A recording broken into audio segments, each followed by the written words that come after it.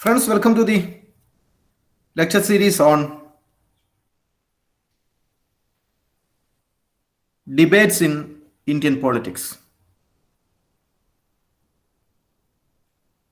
Today we are continuing the last day's lecture on the state, society, and discourse in India by Sudipta Kaviraj, which is an essay in the book Imaginary Institutions of India. Last day's lecture, we have come across Kaviraj's proposition about the space of Indian state in the traditional Indian society. I hope you remember. Regarding the space of Indian state historically as well theoretically, Kaviraj proposes that state in India found a place in the traditional Indian society, which, according to Kaviraj, is a circle of circles, in which he was arguing that India was a loose society, a society the boundaries of which was not defined in the European sense or in the Westphalian sense. So Kaviraj is arguing that the mythology of the national movement, he calls it the mythology, that is, national movement presented a mythology of India's past. Particularly, he was referring to Jawaharlal Nehru and his famous book, The Discovery of India. And in the Discovery of India,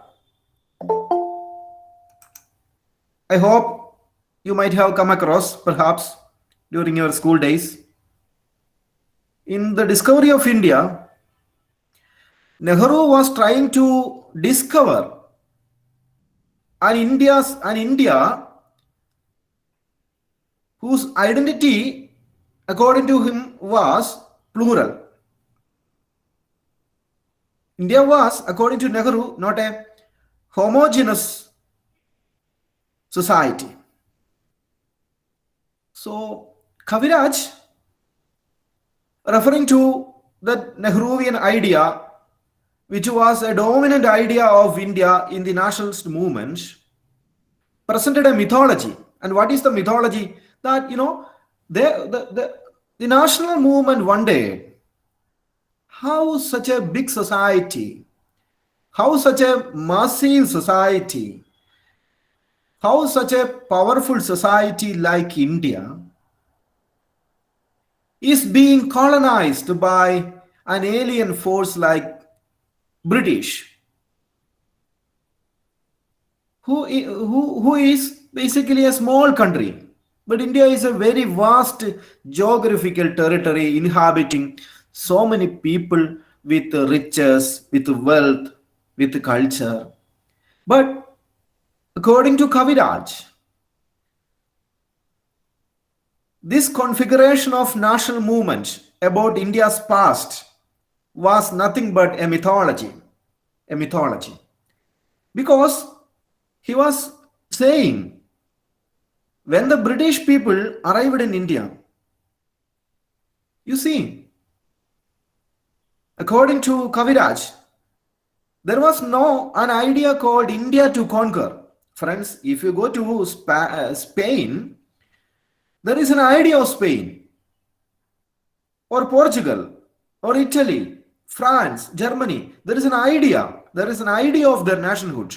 The German people, who is German speaking, is dominantly Catholic, or with a German race. Or if you go to Spain, there is the Hispanic population, the Hispanic race, Spanish speaking Christian community. So there is an idea of Spain, an idea of Germany, an idea of Italy. But coming to India, Britain need not to face an idea of India, because there is no an idea of India in the past.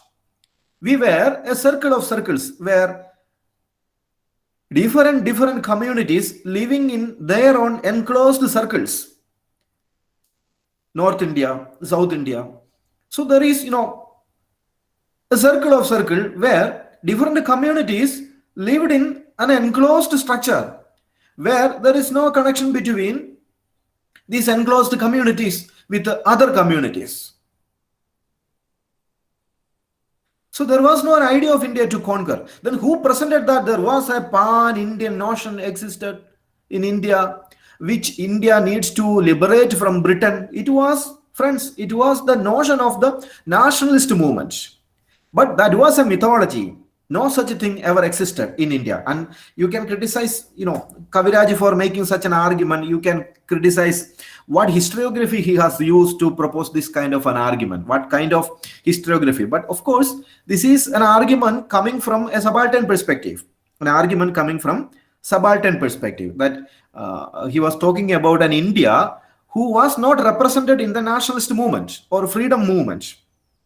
Freedom movement, from the perspective of the subaltern ideas, was a movement of the elites on behalf of the Indian masses, but that doesn't actually represent the India at large. So it was, according to Kaviraj, it was in this circle of circles that a colonial power has come into reality. And they also brought into that circle of circles a notion of modernity. Of course, that will have its own resistance, because India was historically living in communities of enclosed circles. So colonial power brought a series of basic changes in this circle of circles, or in this India. But keep in mind, according to Kaviraj, there was no an idea of India when Britain came to power, or Britain arrived in India, first through East India Company, then the Crown after 1859. Britain directly took control of India after the 1859 incident. So colonial power or British colonial policy did not have a single answer to the question of what to do in this very unfamiliar society. So India was an unfamiliar society for the British colonial power. And they had a single answer to the question of India, because India was not an idea then. India was not an idea then. India was the idea of the nationalist movement. India was not an idea then, because India was a disparate community, as I told you, enclosed in different circles. So the British colonial power, as we know, arrived in India with the baggage of an Enlightenment rationalism. So Britain was part of that European Enlightenment. And Britain came to India with a notion of conquering other societies which are inferior cultures, because Britain had its own modernity, an Enlightenment rationalism, and with the rationalist mindset, British people has come to India with an unchecked arrogance.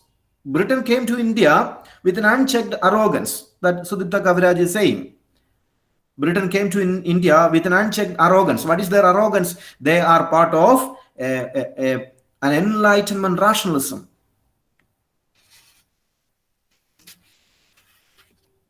And already, this British state, which was a product of European enlightenment,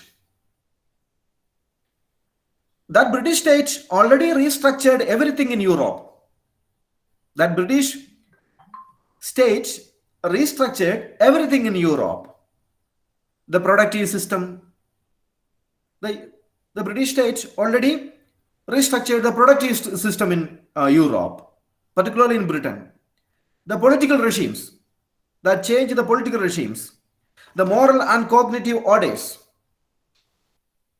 And the British state, the British colonial state, which arrived in India, wanted to do the same thing here in India.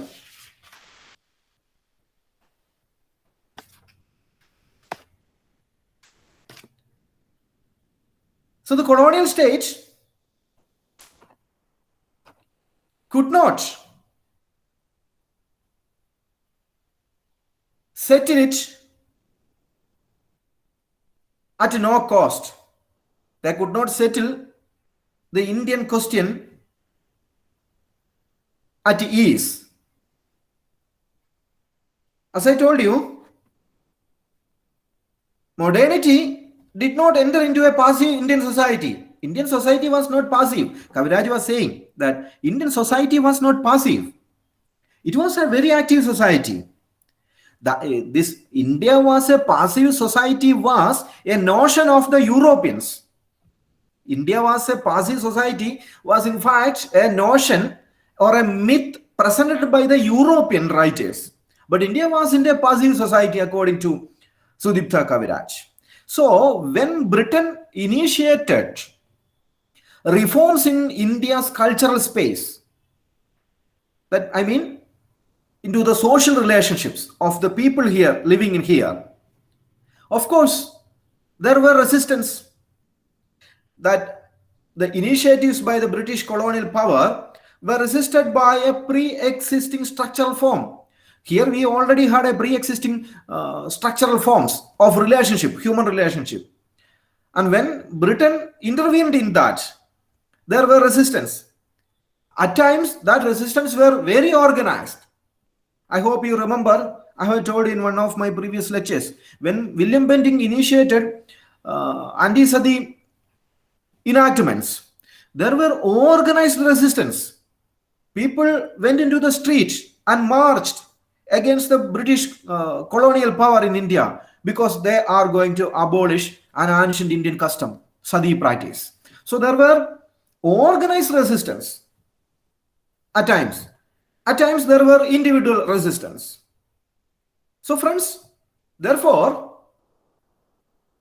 modernity in India, the map of modernity in India has evolved from that evolved through continuity and discontinuity. And by the time India became independent, by the time British colonial power left India, by the time when colonial power left India, what existed in India was a complex structure. Look at the imagination of Kaviraj.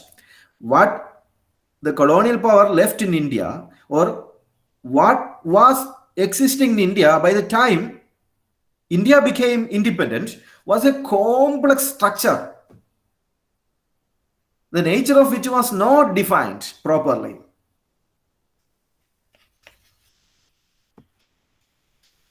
So Kaviraj was saying that the modernity which has come to India, which has arrived in India through colonial experiences, through our colonial experiences, set in lot of institutional changes. Britain brought about lot of institutional changes in India. through what may be called a colonial modernity. That Britain had a notion of an India. And friends, keep in mind that notion of India, which Britain had, was highly complex, because Kaviraj himself was saying that by the time Britain arrived in India, there was no an idea called India here, because India was different circles, enclosed communities. There were no a notion of a Westphalian community in India. There was no a Benedict Anderson kind of imagined community here. Benedict Anderson famously said, nation is an imagined community. An imagined community, a community who are united by the logic of certain belonging. But that belonging wasn't here, because we were all disparate, dispersed across the lines of village, religion, caste, race, language, and other things.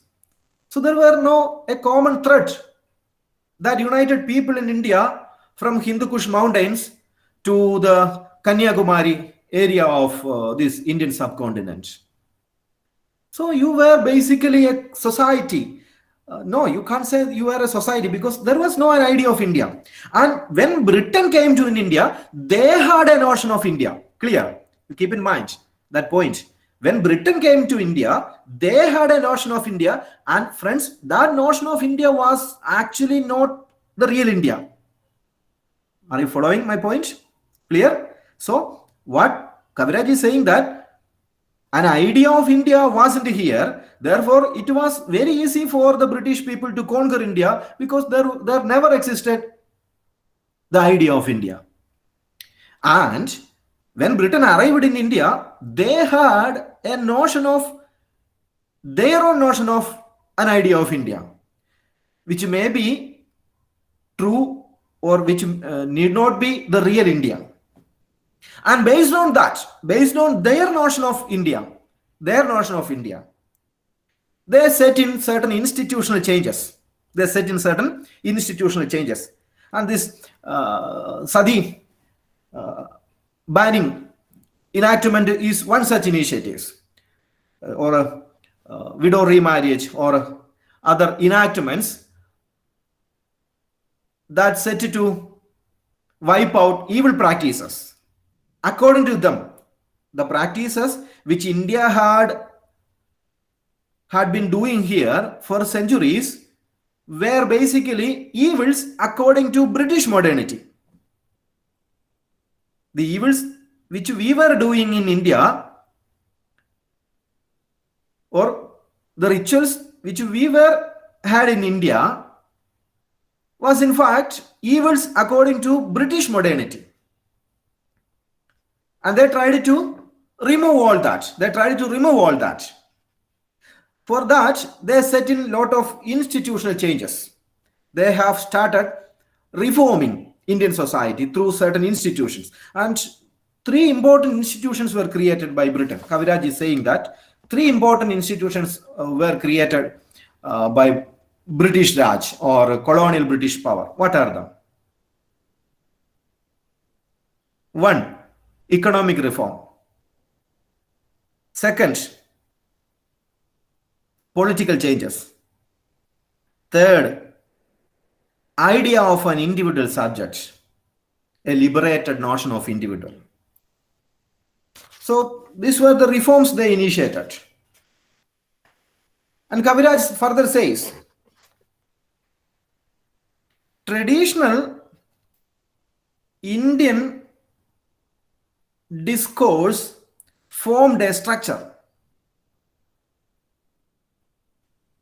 Traditional Indian discourse formed a structure, just like the rationalistic European discourse did in Europe. That India's traditional structure had its own rationalism. Therefore, Britain found that when you go for initiatives to bring in reforms in the Indian cultural space, there will be resistance. So how to resolve this issue? So they found a solution. to prevent resistance from the Indian community. And what was the resolution? It was called educational reforms. So you have to keep in mind the famous 1835 Macaulay minutes on Indian education. Minutes on Indian education. In this field, Britain followed what may be called a Gramscian line of thought. I hope you may be able to understand the word meaning of Gramscian line, Gramsci's hegemony. I hope you are able to understand Gramsci's hegemony. And the strategy of Britain was like this. They wanted to create a class of Indians in the Indian society, a class of Indians in the Indian society who can be constituted by a common sense. Who can be constituted by a common sense, which can be imparted through education. And that commonsensical Indian would educate the lower structure of India's society. That Indians will educate the lower structure of India's society. Because India was a fuzzy community, F-U-Z-Z-Z-Y, F-U-Z-Z-Y. He uses the word fuzzy. Fuzzy means vague. India was a vague community. And in India, Britain started enumerating people. So friends, you remember during my lecture on surveillance, that's right from 16th century onwards, many European nation states started enumerating their people. They began to collect data about their citizens. But friends,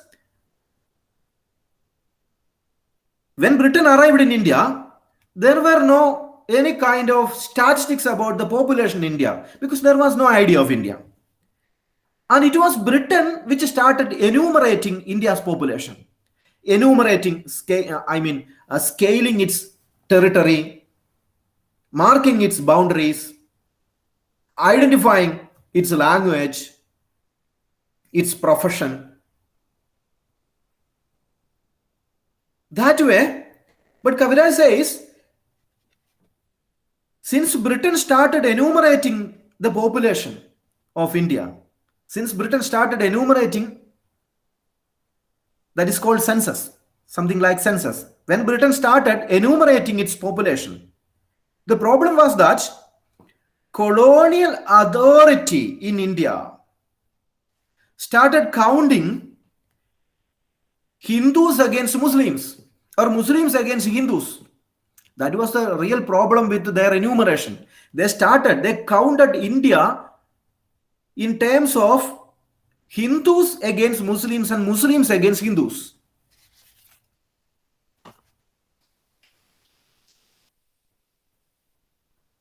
So the British had expected that through their cultural initiatives,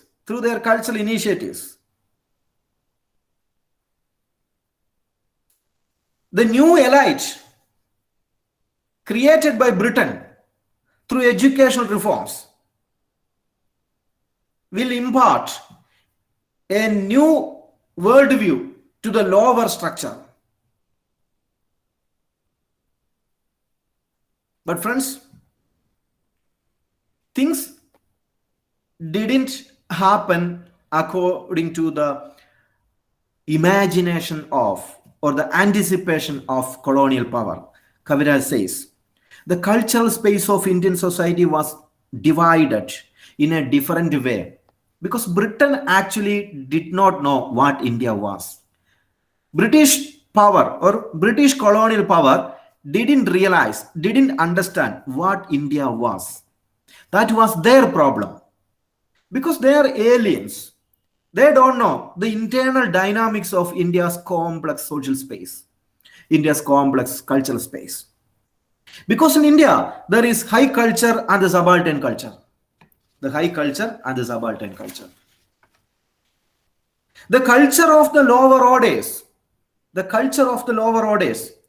Therefore, has potent means, has several reasons not to learn the modernity that Britain started imparting in India. Clear?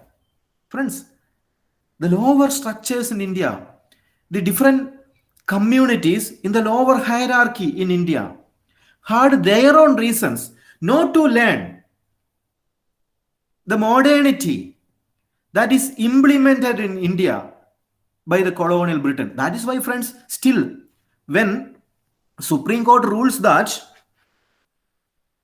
women can enter into the sanctum sanctorum of Shabarimala Ayyappa temple, why there is resistance?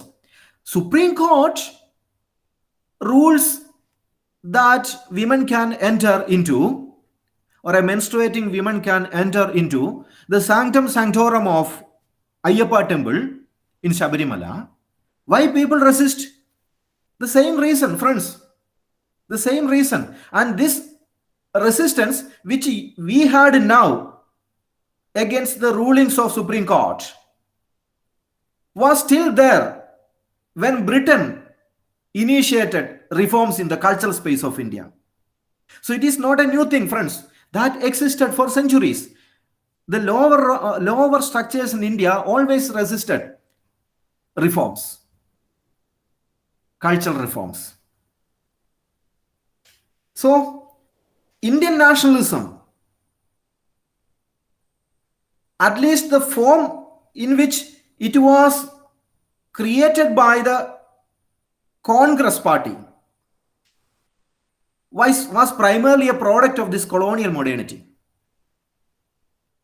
That Congress party's modernity was actually a modernity inherited from the British notion of India. That Britain had a notion of India, and the Indian National Congress and its leadership, in fact, simply received, copied that British notion of India.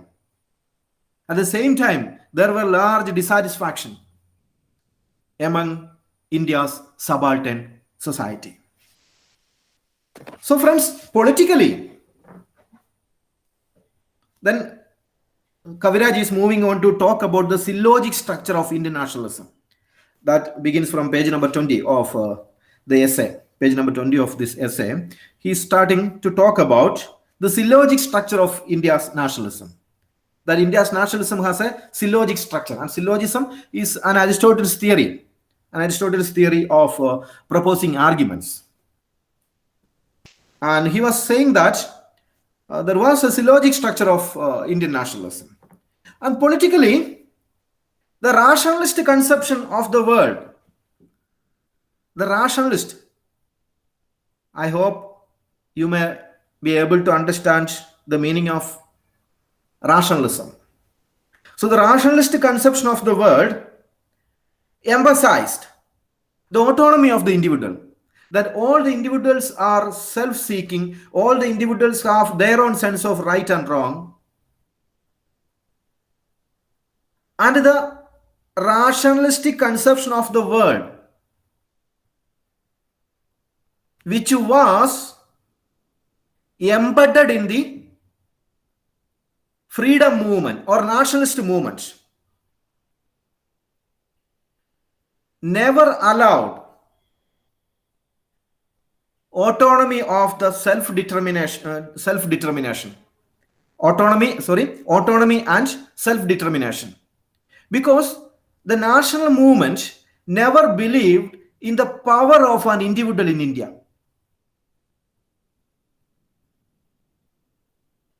Rather, they have left the collective entities like nation to take decision on behalf of the individuals.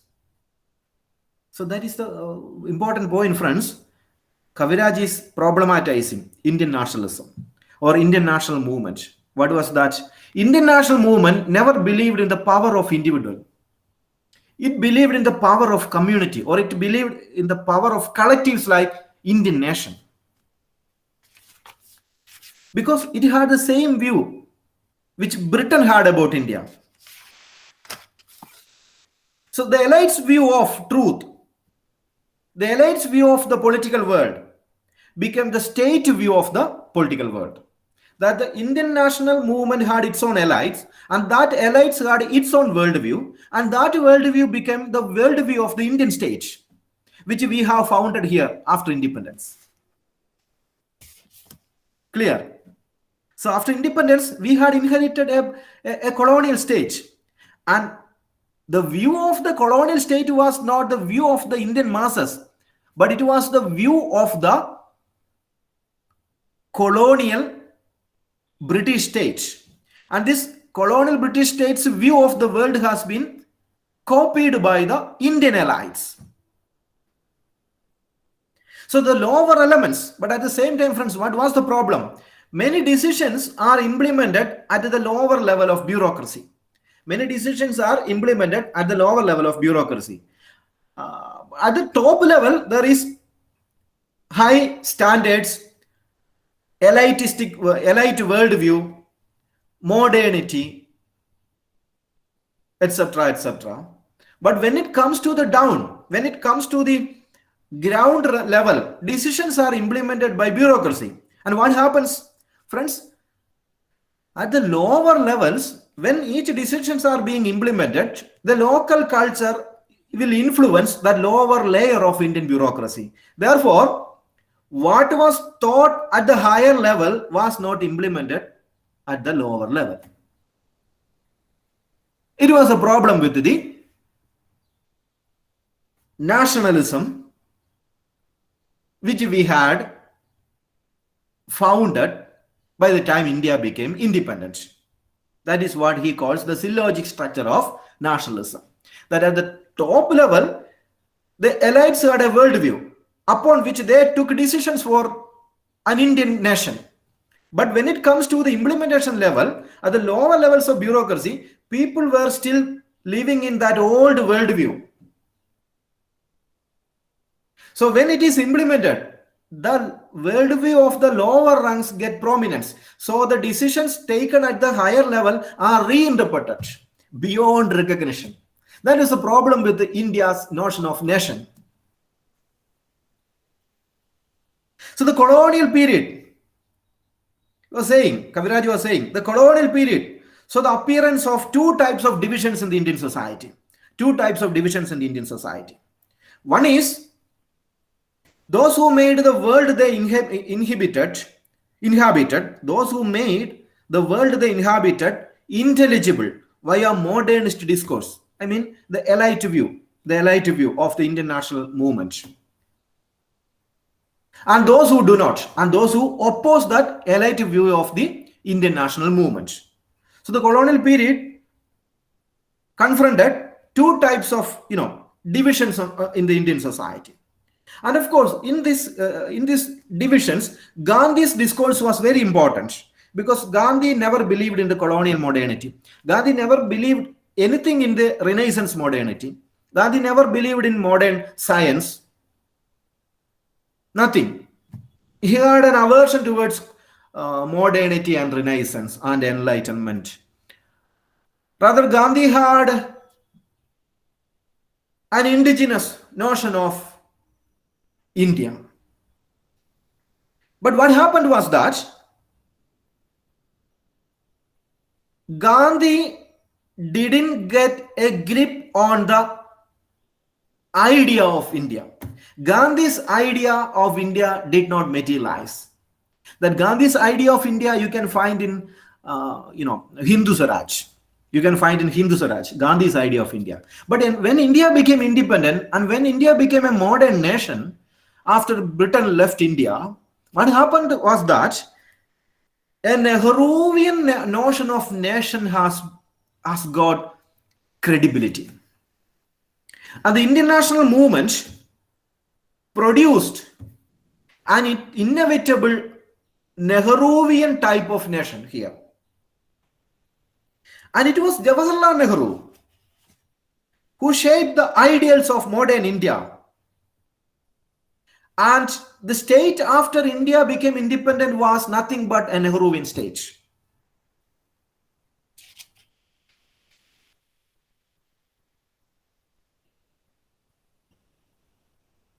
Nehru enjoyed a silent but subtle, a silent but subtle and massive significant cultural approval among the modern Indian elite. That was very important point, friends. Nehru had so many followers in the echelons of power, in the echelons of India's political order. Nehru had so many followers, like Mustafa Kamal Pasha, even after his death, were able to get so many followers. That's why some commentators on Turkey argues that there is a deep state. That deep state means the military in Turkey, the bureaucracy in Turkey, the civil society in Turkey is more committed to Mustafa Kamal Pasha's modern idea of Turkey, who was educated from Europe, who tried to modernize Turkey in lines of Europe. And even after his death, that commitment to Mustafa Kamal Pasha continued. That's why people argue that in Turkey there exists a deep state, which we had studied during, I think, in your first year course, or second semester course, I think, or first semester course. I am not probably remembering that now, not able to recollect, but I think we had studied it. Just like that, after India became independent, you friends, Nehru had so many followers, which Gandhi didn't. Gandhi's idea of India didn't get approval, but Nehru's idea of India got approval. Members of this class, that Nehruvian class, were dispersed throughout the governmental and modern sectors, so that Nehru's idea of India got approval everywhere. Nehru's idea of India got approval everywhere.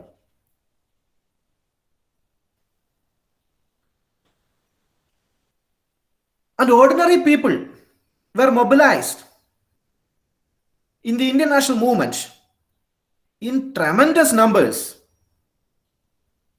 by this Nehruvian line of thought. The Constituent Assembly, of course, it was accused of not representing the Indian masses. It was all a paradise of lawyers. It was full of lawyers. That Indian Constituent Assembly was full of lawyers. It was an accusation against the Constituent Assembly, which drafted this constitution, which was highly technical document. So the Constituent Assembly, which was strangely unrepresentative, friends, still, but it had to face such a staunch attack from different quarters of Indian society, because that Nehruvian consensus was there. That's why the composition of the Constituent Assembly of India was not contested at all. The Constituent Assembly of India was not contested at all. But you can argue that this was not a representative body, because it didn't represent India's highly complex society. And we see that Nehru began to create a base in India, an alternative apparatus in bureaucracy and planning on a large scale from 1956 onwards. He even invited, if you read Ramayendra Guha's book, India After Gandhi, you can read passages or paragraphs in his book about Nehru's personal interest in building Bhakranangal Dam and other large dam structures in India, because he himself believed that dams are the temples of modern India's development. So he invited engineers from USA who had built large dams in that part of the world. So a planned India began to start right from 1956 onwards. So this planning was an extension of this economic bureaucracy inside the government. So inside the government, there was an economic bureaucracy that was called Planning Commission. That was a Nehruvian creation. And Planning Commission, friends, was not in the Indian Constitution. It was not listed in the Indian Constitution as such. And it is not a constitutional body at all. It was a creation of Nehruvian government and didn't get the approval of the Constituent Assembly. But Nehru created Planning Commission as a tall, towering organization which shaped the future of India. That is strange, because nowhere in India's Constituent Assembly or in India's constitution such a vision is not enlisted. But that body became so powerful which shaped India of modern India. That is so strange. Why? Because that Nehruvian consensus. That's why it is said that Nehru was the builder of modern India. In India, there was no a developed civil society like those in the in the European part of the world. So state had to create a civil society. So state had to create a civil society. Then Kaviraj, in page number 26, is moving on to the nature of Indian nationalism. He was talking about the nature of India's nationalism. What was the real nature of India's nationalism? And in this section, Kaviraj is saying, Rajini Kothari was saying that the first phase of Indian politics was built on a kind of consensus, that a Nehruvian consensus, that Nehru had followers in the echelons of power. But Kaviraj is saying that Kothari was misjudging India's real situation. Kothari was misjudging the Nehru phase of Indian politics. Why? Kaviraj is arguing that this consensus was there, but that was an allied consensus. That was not a mass consensus. In that consensus, the Nehruvian phase of consensus, in the initial phase of India's independence, was not a consensus among the Indian masses. It was basically a consensus among the Indian elites about what is the future of India. So the Planning Commission, which actually became actual center of economic policy making in India, which remains outside the formal constitutional framework. And not only that, India's federal structure, which was basically enlisted in the Indian constitution, worked outside the framework of the Indian constitution, because there were same political party in power both at the center and in the provincial level. So the federal structure actually worked outside the framework of constitution. So in the economic sphere too, Nehru's policies have enjoyed greater long-term success. And Kaviraj is saying Nehru had moved away from scientific socialist belief, that Nehru had moved away from socialism. That's why since the second 5-year plan, he has given impetus to industrialization. He believed in the industrial capital. But Kaviraj is accepting the fact that Nehru never dropped his belief in science. He had given immense attention to building scientific institutions in India.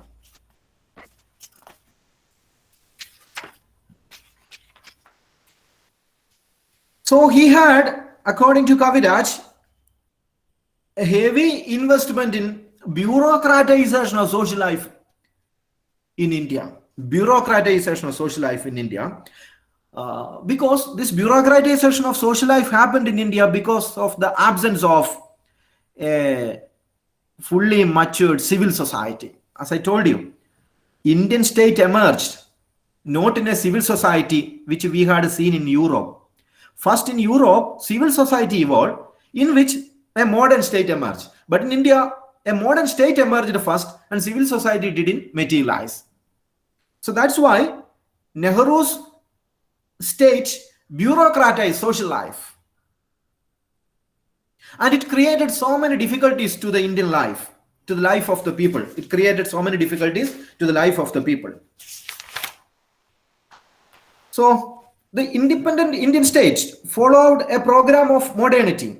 Independent Indian state followed a program of modernity grounded in the political vocabulary of a nation. That modern Indian nation should be like this, which gives space to all the people, which gives space to all the people. So the modern nationalism, the industrial modernity, secular Indian state, democracy in India, and rights to the minorities in India. In the long run, this idea appeared not as institutions, but as ideas,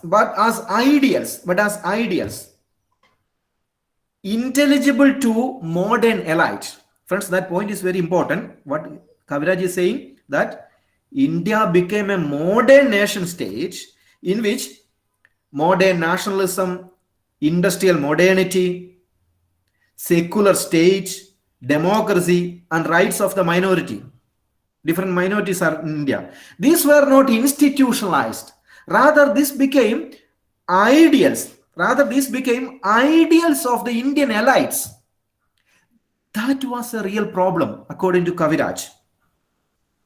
Because Indian state with a massive bureaucracy, was struggling to find grip with the fuzzy Indian society. The Indian society was fuzzy. It was the Europeans who started to enumerate India's population. Even though you have enumerated India's population, the society was fuzzy, FUZZY, fuzzy. What was actually happening after India became independent was that the state started to recruit personnel from lower order of the Indian society, who speak and interpret things from their own particularistic worldview. At the top level, you see that the elites had a notion of India, that we can say the discovery of India, a grand notion of India. But friends, at the bureaucracy, Indian state began to recruit personnel from India's lower ranks, and they had a particularistic interpretation of what is India. That never find match with the elites' view of a discovery of India. And friends, there were problem of consensus. There were problem of consensus in the modern idea of India ever since. And this problem didn't materialize during Nehru phase. During Nehru phase, it didn't become a real problem, but that was there. That is why, friends, even though Nehru requested the then Prime Minister of United Province, GB Pant, to throw away that idol from the disputed structure at Ayodhya, the Rama idol from the disputed structure of Ayodhya into the Sarayu, GB Pant didn't do that because he know the pulse of the lower order. And it was said that GB Pant, though a doyen in the Indian National Congress, a leading political figure in the Indian National Congress, had a right-wing mind. He had a right-wing mind, that a Hindu mind, which Nehru had it. Nehru was really an atheist, an agnostic human being, a highly westernized, Faustian Western man who had a modern outlook and believes only in science. But friends, in the Indian National Congress, not all people were not like Nehru. That's why Nehru, even though had a commanding position in the Indian National Congress, when decisions are implemented, that's why, even though Nehru requested Pant to throw away that idol into the Sarayu river, it didn't happen. At the lower rung, friends, implementation was not according to the vision of the elites. So, friends, therefore, Indian politics has a punctuation mark. Kaviraj says, Indian politics has a punctuation mark in 1964. In 1964, Nehru died and the Nehru era ended. And all the problems which Nehruvian elites had created began to come out in post-Nehru phase. In post-Nehru phase, all the problems which Nehru era had created began to come out. So there were profound outburst of India's lower rungs in post-Nehru era. So you will see that Kaviraj is saying it has been argued by, in recent years, social scientists like Partha Chatterjee, Ashish Nandi, T.N. Madan, that the state and the ruling elites in India, this was argued by writers like Nandi, Chatterjee, Madan, including 2.Sudipta Kaviraj, that the ruling elites in India uncritically adopted an Orientalist construction of Indian society. Friends, I hope you are able to understand the word meaning of Orientalism. An Orientalist construction of Indian society. What is Orientalism? Orientalism is the West, the Europe here, or British colonial power here. British colonial power had a notion of India. Clear? British colonial power had a notion of India when they arrived in India. But what was the problem with their notion of India? That notion of India was not actually the real India. And they began to interpret India from their own perspective. And they created policies, they created institutions, they intervened in the culture space from their perspective. And this perspective was copied by the elites of the Indian national movement or India's freedom movement, copied this idea. And when Britain left India, this idea has got credibility during the Nehru phase. That's why these writers argue that in the years following independence, the state and the elites uncritically adopted an Orientalist position of Indian society. And they constructed Indian society from an Orientalist position. But it was one-sided. And to the world of India's lower orders, subaltern, it simply refused or failed to explain what it is that Nehru's consensus, that elites who had an Orientalist perspective about what India is, didn't explain to the lower orders or didn't explain to the subaltern sections. That's why when India became independent and when Nehru era ended, when electoral politics began to be dominant, these conflicts which coming from subaltern sections became more profound in the Indian politics. That's why, friends, why BJP is coming to power, because they are using that notion of an indigenous nation, a nation of Hindus, a nation of who had many ancient universities, who had so many things which the Europeans didn't possess. These kinds of arguments by right-wing politicians get acceptability among India's lower order. Why this happened? This happened because that consensus, that elite worldview during the initial phase of India's independence was not transferred to the lower ranks through education. You didn't educate the lower ranks of India's society. Nehru's institutions accommodated India's upper class only or middle classes only. So that is the problem, real problem of the idea of India.